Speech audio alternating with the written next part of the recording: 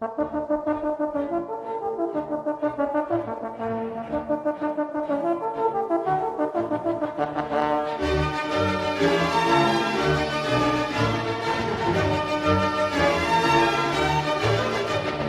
everyone, welcome back to another weekly rundown. This week, May 30th through June 5th, 2026, delivered continued momentum on Iran negotiations, aggressive fraud crackdowns, election integrity battles in California, and chaos in Newark, New Jersey. Let's dive in. Iran talks remained active with both diplomatic efforts and military responses. President Trump emphasized that conversations were proceeding, rejecting claims they had halted.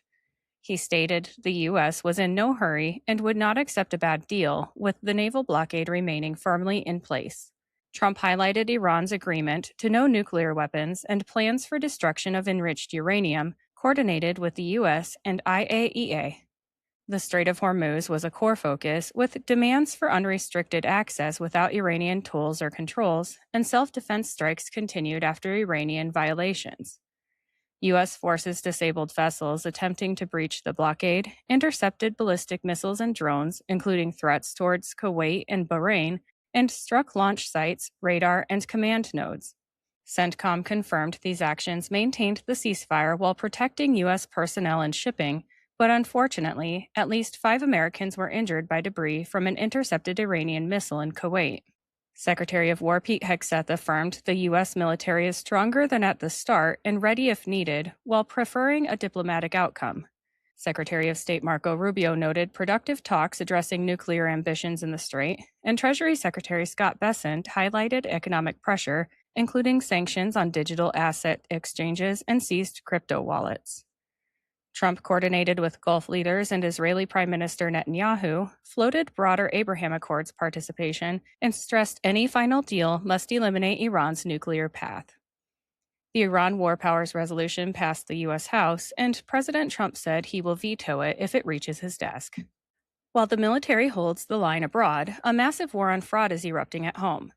A significant Medicaid fraud operation in Ohio led to charges, with Attorney General Todd Blanche and others highlighting schemes involving concentrated billing in Somali-heavy areas.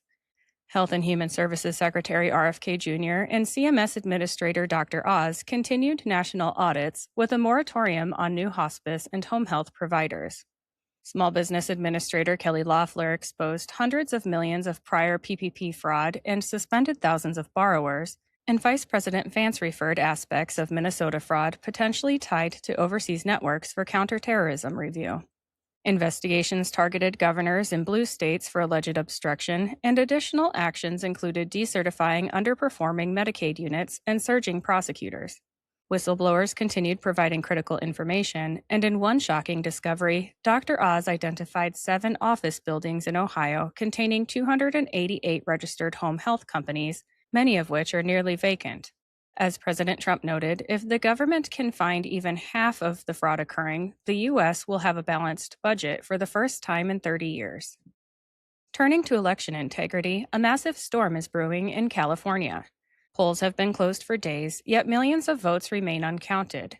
President Trump has officially announced a U.S. attorney investigation into what he calls big cheating by Democrats in Los Angeles and across the state.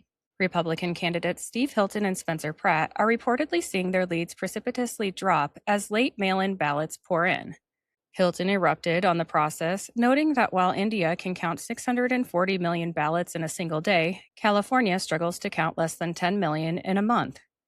The U.S. Attorney for Los Angeles and the FBI are now investigating structural vulnerabilities, including universal mail-in voting with no ID requirements.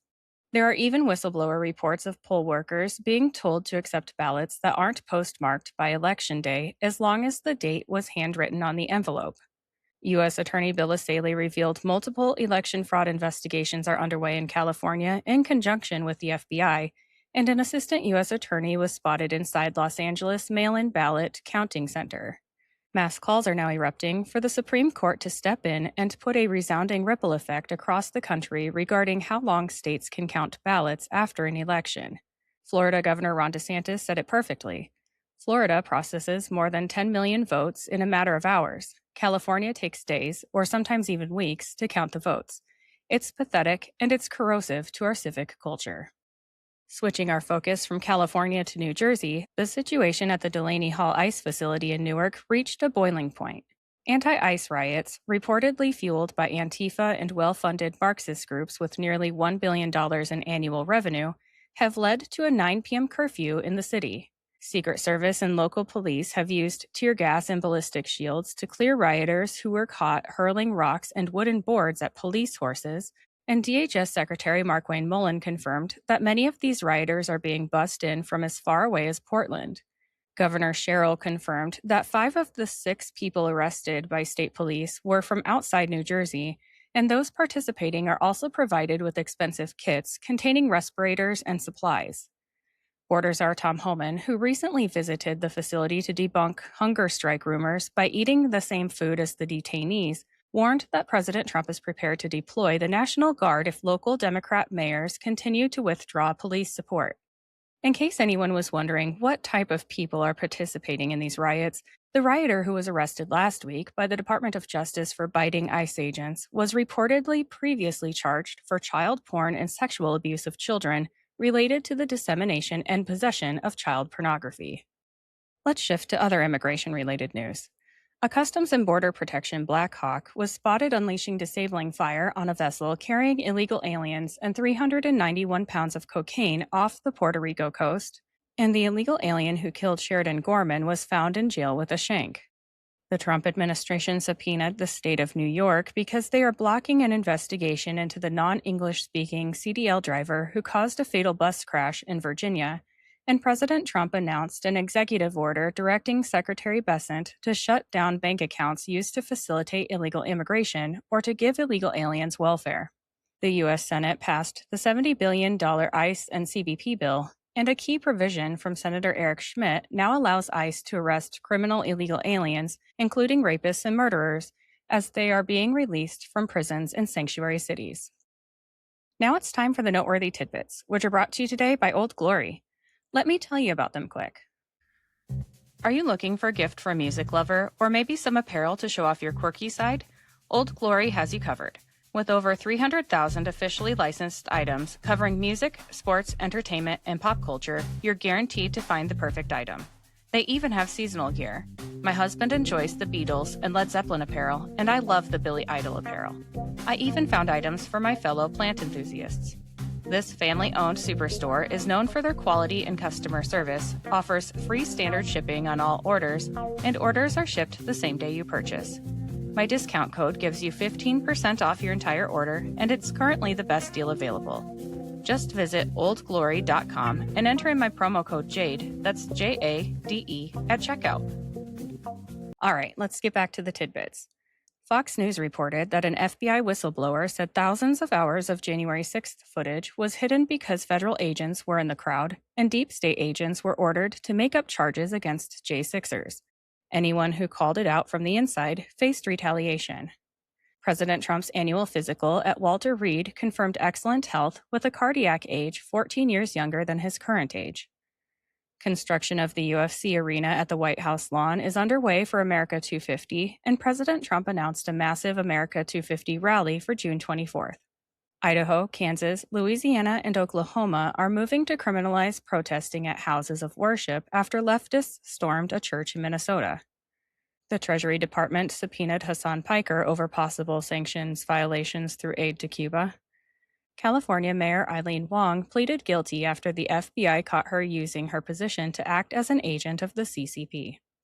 The Lincoln Memorial reflecting pool is now complete after being coated with American flag blue sealant, and Interior Secretary Doug Burgum revealed 45,000 gallons of water were leaking from the Lincoln Memorial reflecting pool every day before its renovation. Those who have seen it completed have called it stunning, even at night. President Trump revealed a drone port is going on top of the White House ballroom to protect the building and Washington, D.C. Tina Peters was released from prison after it was decided her First Amendment rights were violated, and attorney Mike Davis wrote a criminal referral to Assistant Attorney General Harmeet Dillon to launch investigations into Peters' mistreatment now that she's been released. Florida legislature approved abolishing property taxes for most primary homeowners statewide, and it will require 60% voter approval to pass this November. Secretary Hegseth appealed to the Supreme Court after the ban on transgenders in the military was blocked by an activist judge. President Trump's anti-weaponization fund was removed from the current reconciliation bill for fear the bill wouldn't pass. An appeals court struck down a lawsuit to overturn Florida's 2026 congressional map, and the Supreme Court upheld Alabama's new map. The U.S. Senate confirmed judicial nominees Kathleen Lane to be the district judge for the District of Montana and Jeffrey Kuhlman to be district judge for the District of Kansas. The judge ruled against Charlie Kirk assassin Tyler Robinson's legal efforts to seal off parts of the case to the public. Indiana Governor Mike Braun and Tennessee Governor Bill Lee both signed a proclamation declaring June Nuclear Family Month. The White House Correspondents' Dinner has been rescheduled for July 24th at the Waldorf Astoria. President Trump named FHFA Director Bill Pulte as Acting Director of National Intelligence, and the Democrat-led measure that would have blocked this from happening failed in the Senate. Tulsi Gabbard, who is still Director of National Intelligence until June 30th, announced a successful 7-hour surgery for her husband after he was diagnosed with a rare form of bone cancer. President Trump fully restored Lafayette Park in front of the White House, and just a reminder, Trump is making personal donations to these projects. Dr. Oz announced the Trump administration is adding over 160 additional drugs to Trump Rx for the lowest pricing. President Trump appointed Todd Blanche as permanent U.S. Attorney General. The IRGC-linked terrorist who planned to assassinate Ivanka Trump appeared in federal court for his charges. Trump-endorsed Randy Feenstra lost to Iowa gubernatorial candidate Zach Lane by less than 1,700 votes. Lane was endorsed by TPUSA, and Feenstra only received Trump's endorsement a few days before the primary. The New York Times reported that Maine Senate Democrat candidate Graham Plattner, the one who had a Nazi tattoo, defended saying he'd rape people to show dominance. More disgusting things come out about this man every day, but the Democrats keep standing by him. Former National Security Advisor John Bolton pleaded guilty to a felony for illegally mishandling national security and classified documents. He could be fined up to $2.25 million. New York is set to outlaw the terms mother and father on some documentation, opting for gestating parent and non-gestating person instead. President Trump signed an executive order surging nearly $1 billion under the Wartime Defense Production Act for coal plants nationwide. It was discovered the Southern Poverty Law Center paid active KKK members to remain within the Klan, and one SPLC employee dated a white supremacist informant. President Trump announced he's very proud of Senator Rand Paul for defeating a poison pill amendment by Bill Cassidy that would have countered the DOJ anti-weaponization fund in border funding legislation. The former CIA officer caught with $40 million worth of stolen gold bars appeared in federal court. Lastly, the White House shot down the rumor that Chief of Staff Susie Wiles is planning to quit after the midterms because she's tired of President Trump's cabinet picks. Wiles said on the matter, "To be crystal clear, I'm not going anywhere. I am honored and proud to serve President Trump, proud of our team, and remain fully committed to advancing his agenda on behalf of the American people." That wraps up our recap of May 29th through June 5th.